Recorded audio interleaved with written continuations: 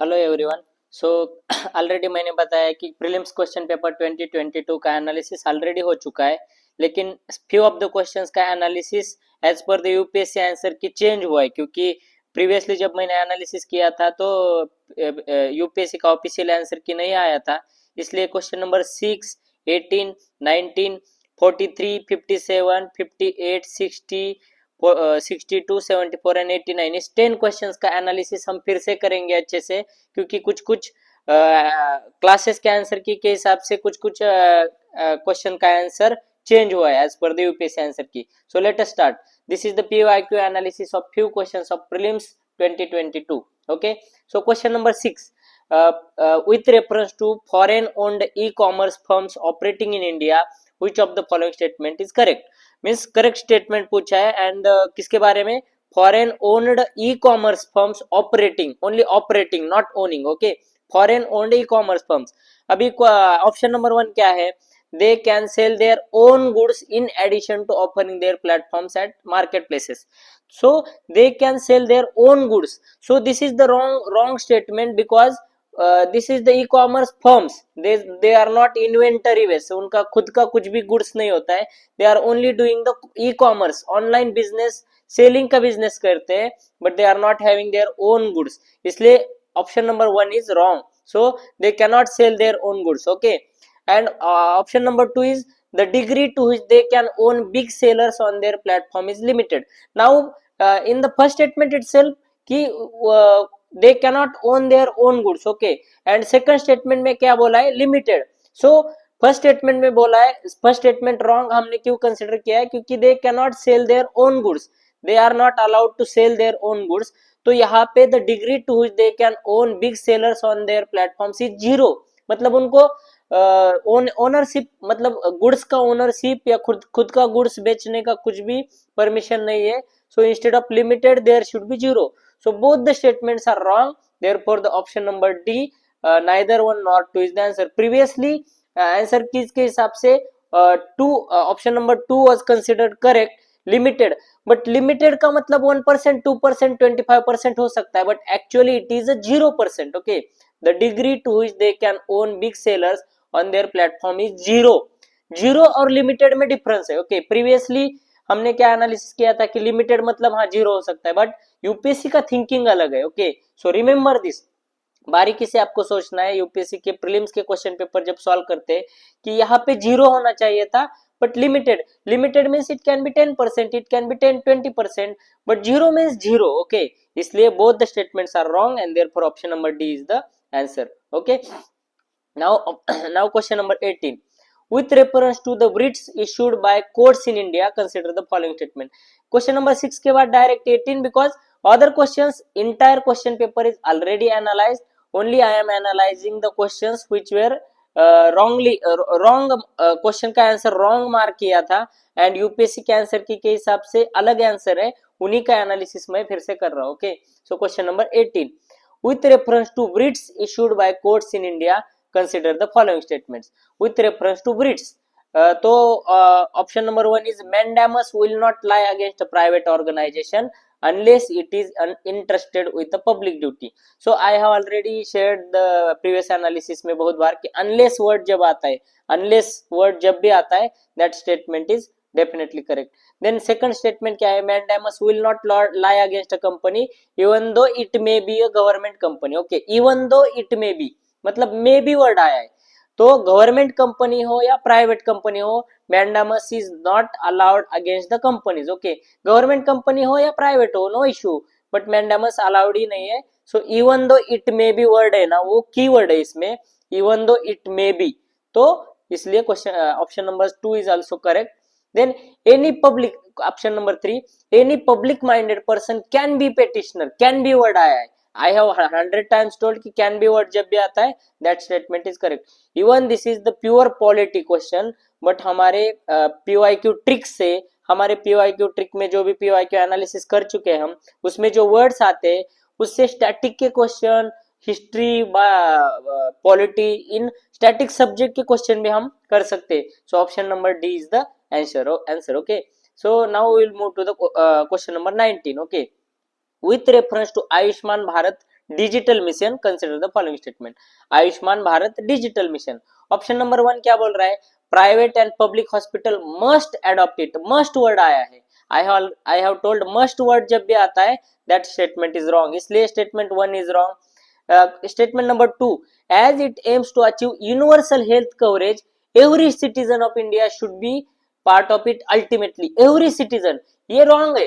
When it is 100%, जब भी 100, every means 100%, all are covered, but ऐसा नहीं है।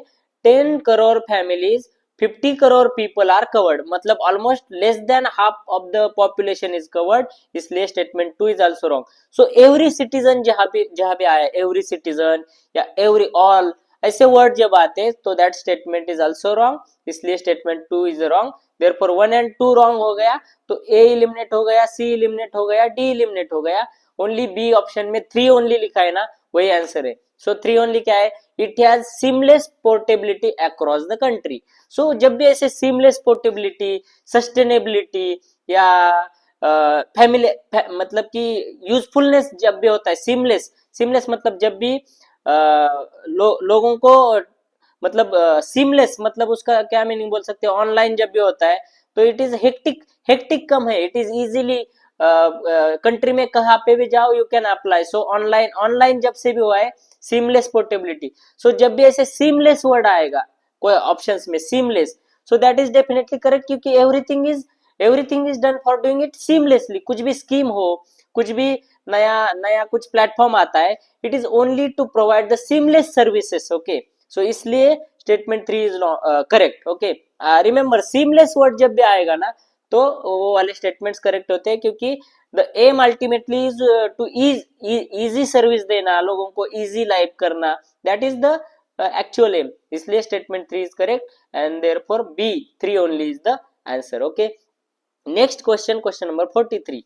Now this is very difficult question, I can say, very logic बहुत कम है, बट इसमें आप देख सकते हैं आप कितना लगा सकते हैं एग्जाम में। Question number 43, if rain forest and tropical forest are lungs of the earth, then surely wetlands function as the kidneys of the earth, kidneys, okay. Which one of the following functions of wetland best reflect, मतलब kidney का function क्या होता है, heavy metal and nutrients को absorb करना, ये आपको अगर पता है, हेवी मेटल्स, एक्सेस न्यूट्रिएंट्स या जो भी है, किडनी का फंक्शन वही है कि एब्सॉर्ब करना, एक्सेस जो भी है एब्सॉर्ब करना, एंड बाकी का फिल्टर किया हुआ मटेरियल है वो फिर से रिसाइकल करना है बॉडी में, ओके। तो स्टेटमेंट नंबर डी देखो, वेटलैंड में क्या होते हैं, एक्वेटिक प्लांट्स होते हैं, वेटलैंड मींस एक्वेटिक प्लांट, तो वो क्या करते हैं, absorb the heavy metals and excess nutrients, तो this is similar to the function of the kidney, इसलिए option number D is the correct answer. Option number A B C में क्या लिखा है, देखो ए में क्या लिखा है, water cycle in wetland, water cycle का कुछ मीनिंग ही नहीं है, क्योंकि किडनी का फंक्शन क्या है, एब्सॉर्ब करना, और यहाँ पे दिया है water cycle. Option number B में तो क्या दिया है, algae form the nutrient base, इसका और क्वेश्चन का कुछ कनेक्शन ही नहीं है, अलगी में क्या क्या होता है, अलगी में क्या होता है वो दिया है, लेकिन as a function of wetland कुछ भी नहीं है, इसलिए statement B is also wrong.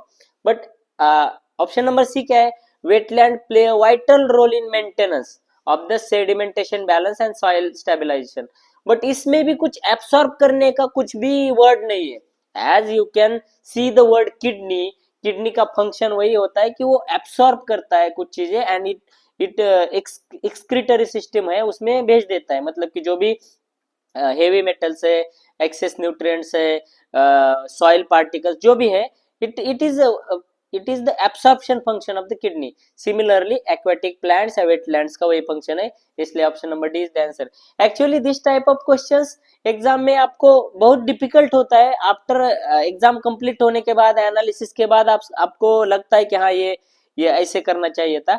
This questions can be skipped actually, मतलब आपको अगर कुछ भी कनेक्शन नहीं लग रहा है, जैसे किडनी का फंक्शन एब्सॉर्ब है, आपको इतना पता होना चाहिए कि किडनी का फंक्शन एब्सॉर्प्शन है, तो एब्सॉर्ब वर्ड जिस भी स्टेटमेंट में वो करेक्ट होना चाहिए। बाकी में ऐसे दिया है कि वाटर साइकिल, अलगी का क्या न्यूट्रिएंट बेस है, वेटलैंड का वाइटल रोल क्या है, तो that is not connecting with the kidney word, okay, इसलिए option number D is the answer.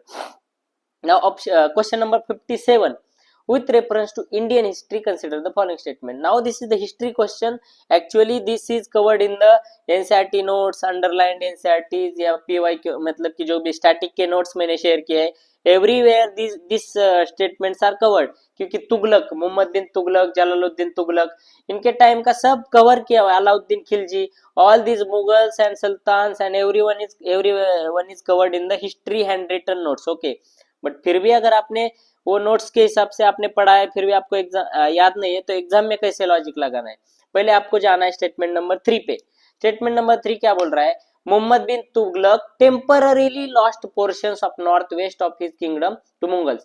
अभी टेम्पररीली लॉस्ट क्या होता है? जब भी ऐसे टेम्पररीली लॉस्ट, परमानेंटली लॉस्ट ऐसे वर्ड आता है कि देखो, जब भी एक राजा कुछ मतलब कि एक राजा कुछ अटैक करके कुछ चीज हासिल करता है, किसी के किंगडम पे मतलब कि इन्वेशन करता है, तो he will not do it temporarily, वो उसके लिए परमानेंट ही है. बट बाद में कोई राजा आता है तो he will take over, but temporarily word इस स्टेटमेंट में आया है, इसलिए statement 3 is wrong.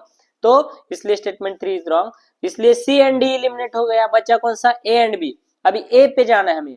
The first Mongol invasion of India happened during the reign of Jalaluddin Khilji.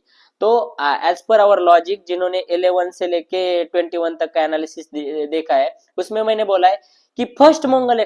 First, ऐसे फर्स्ट जब आता है वर्ड कि फर्स्ट मंगल इन्वेशन, फर्स्ट अटैक, या फर्स्ट क्या बोलते हैं उसको, फर्स्ट किंग या फर्स्ट डे, मतलब फर्स्ट जब आता है फर्स्ट, तो वो रॉन्ग स्टेटमेंट होता है, क्योंकि उसमें कुछ ना कुछ रॉन्ग दिया होता है. Okay, first day, first state में, मतलब कैसे फर्स्ट वर्ड जब आता है, फर्स्ट मंगल इन्वेशन या फर्स्ट फंडिंग, कुछ भी फर्स्ट आता है ना फर्स्ट, वो रॉन्ग होता है. जैसे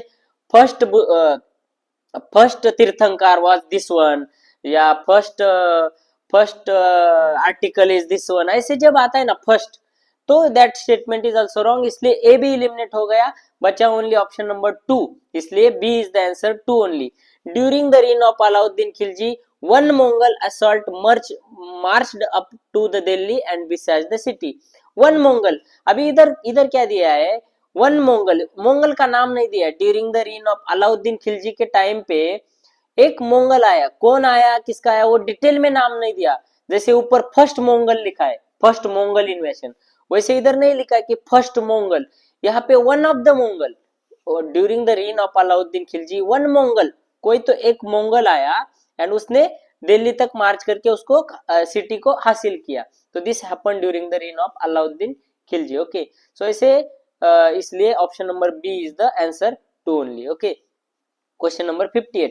अभी इस 58 क्वेश्चन का एनालिसिस मैंने ऑलरेडी किया था, एंड उसमें मैंने ऑलरेडी बोला था कि with reference to the Indian history which of the following are known as the कुलाधरंस. तो कुलाधरन में ए एंड सी हमने एलिमिनेट किया था, क्योंकि ए क्या है? अरब मर्चेंट्स, सी क्या है? पर्शियन कैलीग्राफिट्स. सो ये मर्चेंट्स एंड कैलीग्राफिट्स वर्ड है ना, इसका कुछ मतलब कि कैसे होता है, एक्स्ट्रा इंफॉर्मेशन दिया है. अरब है लेकिन अरब के मर्चेंट्स है, पर्शियन कैलीग्राफिस्ट से, तो मर्चेंट्स, कैलीग्राफिस्ट या बरीड्स या कोई भी ऐसे दिया है ना कि extra information about their profession. तो कुलाहदरन में कुछ हमें समझ में नहीं आ रहा है. एज पर द यूपीएससी आपको ना कुछ लॉजिक देगी. तो कुलाहदरन में मर्चेंट या कैलीग्राफिस्ट का कुछ भी कनेक्शन नहीं लग रहा है, इसलिए ए एंड सी हमने इलिमिनेट किया. बचा था बी एंड डी, कलंदर्स या सईद्स. तो मैंने क्या बोला था? कुलाहदरन एंड कलंदर लुक सिमिलर. ओके, सो कभी कभी वेरी रेयरली ऐसा वाला लॉजिक वर्क नहीं होता है, क्योंकि इस क्वेश्चन का एनालिसिस का क्वेश्चन का आंसर है सईद्स. मैंने उस टाइम पे भी बोला था देयर आर 2 पॉसिबल आंसर्स, सईद्स एंड कलंदर्स. यूपीएससी का ऑफिशियल आंसर क्या आने दो, उसके बाद आई विल टेल. तो इसका आंसर है सईद्स. सो दिस कुलाहदरन nicely covered in the history hand written notes. जो भी मैंने हैंड रिटन नोट्स शेयर किए हैं हमारे पेड टेलीग्राम चैनल पे, उसमें कुलाहदरन सईद्स है, but Qalandars look similar, but Qalandars answer नहीं है, इसका सईद्स आंसर है. सो जब भी हम एनालिसिस करते हैं, एनालिसिस के बेसिस पे, हमारे हैंड रिटन नोट्स पे या पीवाईक्यू एनालिसिस के notes, multiple things will help you. Okay, so इसलिए आपको हैंड रिटन नोट्स या जो भी मैंने हिस्ट्री के एनसीईआरटी के नोट्स दिए वो भी आपको बारीकी से पढ़ने ही पड़ेंगे. Okay, Now question number 60. According to Kautilya's Arthashastra, which of the following are correct? Okay, Kautilya का अर्थशास्त्र. Okay, so question number one, statement number one क्या बोल रहा है? A person could be a slave as a result of judicial punishment. Judiciary punishment दे सकता है. उस टाइम पे मैंने थोड़ा सा रॉन्ग बोला था as per the other analysis, but ये यूपीएससी के आंसर की के हिसाब से option number statement number one is wrong. तो एनालिसिस क्या है, उस टाइम पे भी हमें याद आना चाहिए था कि जुडिशियरी जब पनिशमेंट देती है तो judiciary will never make you the slave, किसी का गुलाम कभी नहीं बनाएगी. Judiciary will keep you in the jail, judiciary will ask you to pay the कुछ तो मतलब कि बोल पैसा पैसा भरने को बोल सकते हैं, उसको क्या बोलते हैं आप, फीस बोलो, फीस भरो या दंड भरो कुछ तो मतलब कि, but you judiciary judiciary cannot ask you to be the slave of someone. Okay, they can put you in the jail. इसलिए statement one itself is a wrong. And क्योंकि कौटिल्य का जो अर्थशास्त्र था वो लॉजिकल था, it was not making you slave, और वो जुडिशियरी मतलब वो justice, that is for justice. Kautilya का अर्थशास्त्र है ना, जस्टिस मेंटेन करता था. ओके, सो जुडिशियरी ही अगर आपको स्लेव बनाएगी तो आप कहा किसके पास जाओगे? Okay, to get the justice. इसलिए statement one was wrong. And one अगर रॉन्ग होता है तो इलिमिनेशन और टेक्निक से ए इलिमिनेट होता है, सी इलिमिनेट होता है, डी इलिमिनेट होता है. Only B is the answer. 2 and 3 only. Now will see the statements 2 and 3. 2 क्या है? If a female slave bore her master a son she was legally free. I have already told, if word से अगर किसी भी statement की शुरुआत होती है, इफ या इफ से अगर स्टेटमेंट का शुरुआत होता है तो that statement is 100% correct. So 2 and 3 दोनों का शुरुआत इफ वर्ड से हुआ है. सो स्टेटमेंट 3 क्या है? If a son born to the female slave was fathered by her master, the son was entitled to the legal status. देखो statement 2 and 3 क्या बोल रहे हैं? अगर फीमेल स्लेव को सन बच्चा होता है तो she will become the legally free. वो भी सही है. और स्टेटमेंट 3 भी उसी को कनेक्टेड है कि अगर उसको फ्री कर रहा है तो इस बच्चे को भी लीगल स्टेटस मिलना ही है. ओके, सो इसलिए इफ वर्ड से दोनों का स्टेटमेंट का शुरुआत हुआ है. And both the statements are like कि लीगलिटी बढ़ा रहे हैं, क्योंकि फीमेल स्लेव को अगर बच्चा हो गया तो वो female slave will become legally free, क्योंकि वो हैप्पी हो गया. Master will become happy because he got the son, he got the heir for his property, मतलब उसके प्रॉपर्टी को कोई तो कोई मतलब कि लीगल स्टेटस मिला. इसलिए स्टेटमेंट 3 इज आल्सो करेक्ट, क्योंकि उसको अगर फ्री कर रहा है, उसको वो हैप्पी हो गया तो ये बच्चे को भी लीगल स्टेटस दिया जाएगा. ओके, इसलिए statement B, option number B 2 and 3 only is the answer. Okay, now question number 62. Now this was very factual question. इसमें ओनली 3 स्टेट्स, आंध्र प्रदेश को हमने पकड़ा नहीं था, generally known as tea producing states में. बट जनरली वर्ड जब आता है ना क्वेश्चन में, generally remember this logic also, generally word जब आता है then all the statements या maximum statements will be correct. so यहाँ पे all 4 states, ये वाला ऑप्शन करेक्ट है क्योंकि जनरली वर्ड आया है. जनरली, ये लॉजिक हमें याद रहना है कि क्वेश्चन में जब भी जनरली वर्ड आता है तो maximum of the options will be correct. यहाँ पे मैक्सिमम 4 है तो for all of the above all 4 states is the correct answer. Okay, ऐसे लॉजिक्स आपको निकालने पड़ेंगे. Some logics will be looking like आपको लगेगा कि नहीं, बट 90% 99% ये वाले लॉजिक वर्क होते हैं एग्जाम में. अगर आपने अच्छे से पढ़ा है, आपको अच्छे से पता है, then no problem at all. But आपको लॉजिक्स लगाने ही पड़ेंगे, तभी आपके प्रीलिम्स के 30-40 क्वेश्चंस निकल जाएंगे extra. Okay, now the question number 74. Consider the following statements. The India Sanitation Coalition is a platform to promote sustainable sanitation and is funded by government of India and WHO. तो ये statement wrong है. क्यों? Funded by जब भी होता है, funded bye, already multiple questions का हमने एनालिसिस देखा है. जब भी फंडिंग के बारे में यूपीएससी इंफॉर्मेशन देती है, funded by government of India and WHO, तो दिस इज द रॉन्ग. क्योंकि किसने फंड किया है? There are multiple funding agencies, but WHO या गवर्नमेंट ऑफ इंडिया ही स्पेसिफिक नहीं है. There are multiple other. This is the coalition. Private companies, private मतलब private NGOs, multiple things are involve in this coalition. इसलिए ये funding के बारे में जो भी इंफॉर्मेशन दिया है, funded bye funded by word जब आया है इसलिए ये स्टेटमेंट रॉन्ग हो जाता है, क्योंकि as per our logic funded by word जब भी आता है स्टेटमेंट रॉन्ग होता है। एंड स्टेटमेंट 2 क्या है, national institute of urban affairs is apex body of ministry of housing and urban affairs. जब भी मिनिस्ट्री का नाम देते हैं तो ये रॉन्ग होता है। यूपीएससी जब भी मिनिस्ट्री का नाम देती है दैट स्टेटमेंट इज 99% रॉन्ग। क्यों पता है, क्योंकि national institute of urban affairs को ministry of housing and urban affairs help करती है, but it is not the apex body. National institute of urban affairs is a autonomous body है, उसको multiple other organisations भी support करते हैं, but it is not part of the ministry of housing and urban affairs. तो इसलिए UPSC के logic समझने आपको ये मल्टीपल ऑफ द मतलब जितने भी आंसर कीज आए थे इंस्टीट्यूशंस के, उन्होंने ये स्टेटमेंट्स करेक्ट पकड़ा था, क्योंकि ministry of housing and urban affairs इसको national institute of urban affairs को हेल्प करता है, सपोर्ट करता है, but it is not the apex body. तो जब भी ऐसे मिनिस्ट्री का वर्ड आता है that statement is wrong and therefore option number D neither 1 nor 2 is the answer. Question number 89। Okay, question number 89 क्या बोल रहा है, with reference to Indian laws about wildlife protection consider the following statements। Question number 1 option number 1 क्या है, statement number 1 wild animals are the sole property of government India.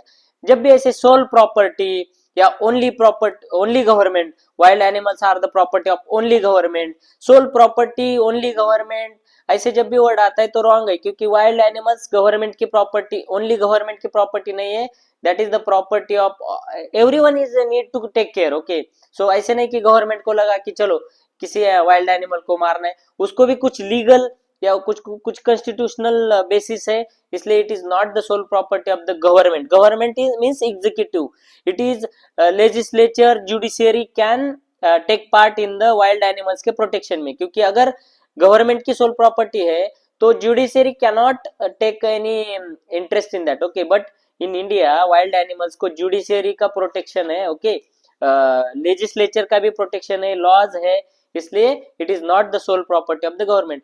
जब भी ऐसे sole property of the government word आता है किसी भी बारे में, so remember this that will be wrong. Wild animals ही नहीं है, कुछ भी, constitution is the sole property of the government, wrong है, क्योंकि it is not the sole property of the government. Government is just one part of it, government का कुछ भी सोल प्रॉपर्टी नहीं है। Okay, so option number 1 is wrong and option number 1 wrong हो गया तो ए एंड सी एलिमिनेट हो गया, बचा कौन सा, B and D. B is 2 only, D is 3 only.